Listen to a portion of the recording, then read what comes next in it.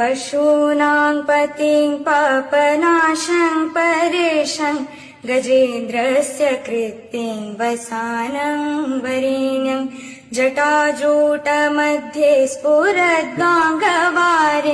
महादेवमेकं स्मरामि स्मरारिम् महेशं सुरेशं सुरारातिनाशं विभुं विश्वनाथं विभूत्याङ्गभूषं विरूपाक्षमिन्द्वर्कवह्नि त्रिनेत्रं सदानन्दमीडे प्रभुं पञ्चवक्त्रम्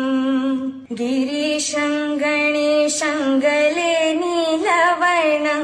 गवेन्द्राधिरूढं गणातीतरूपं भवं भास्वरं भस्मनाभूषिताङ्गं भवानी कलत्रं